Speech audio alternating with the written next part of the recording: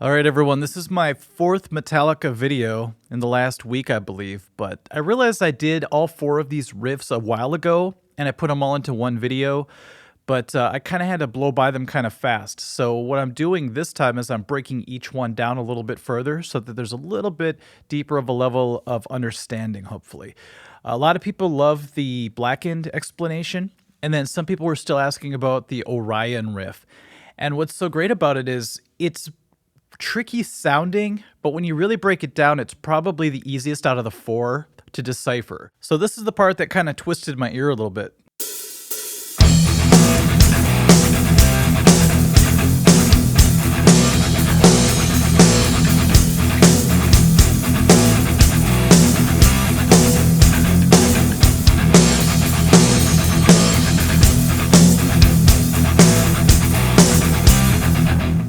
So like we did with all the other riffs, I'm actually just going to play a straight beat to a slowed down version of the riff. And hopefully you're going to see that if I play a straight beat, the guitars just go the way they always go. They don't switch in the middle like it almost seems like it does. So this is just going to be the very basic idea of it, and then we're going to mess with it.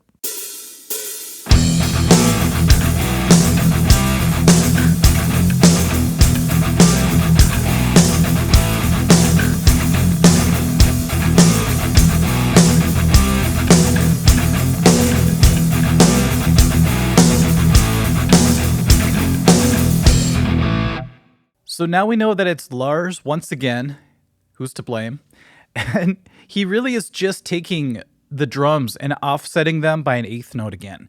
Although this time he's hitting very purposeful accents with the snare and the crashes, and then he's throwing it off a little bit, which makes you feel a little bit like you're in that alternate reality, and then it brings us right back. So in Blackened, we stay in that alternate place for a while, and then we finally come back to it. This one seems to jump back and forth a lot faster.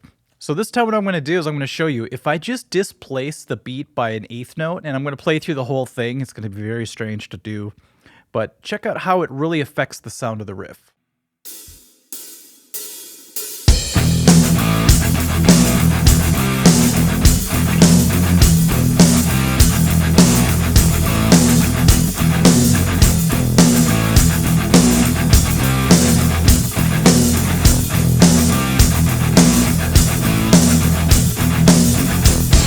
That's so hard to do. It was just like walking a tightrope that entire time for me because I kept wanting to switch the beat.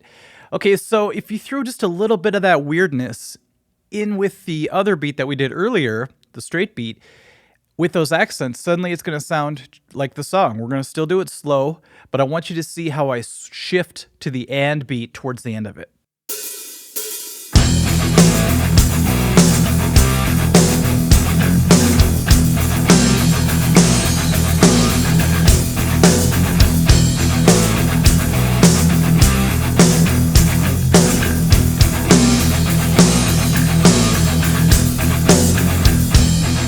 See how by me hitting the crash at the end, it brought us back and it made sense? But in the actual song, Lars does not hit that crash. I don't think he likes to give us the cue that is the one most of the time. Usually he crashes on the two or the and or something else, but he's just not helping us out here. So that adds to the illusion that something weird happened. You see, that's kind of an easier thing to comprehend than Blackened. It's just he messes with it a little bit and then it comes back around. So the guitar is not changing anything like I used to think. All right, let's bring it back to full speed and maybe it'll start to make sense in a new way now.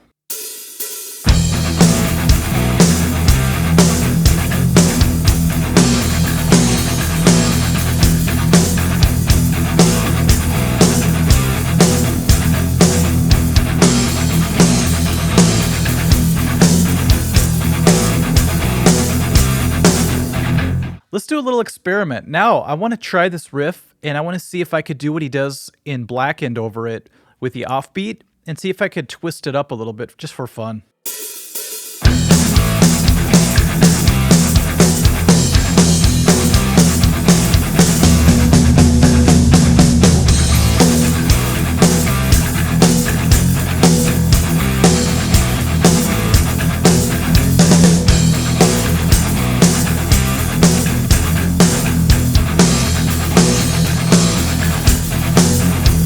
So you see, you could take these little tricks that Lars does and mix and match them if you want, just for fun.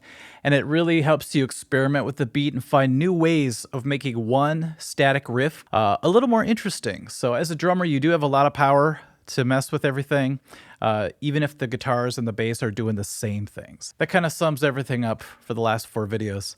All right, hopefully that was fun to listen to, interesting, and hopefully you can utilize some of it in your own music, which is always the best part.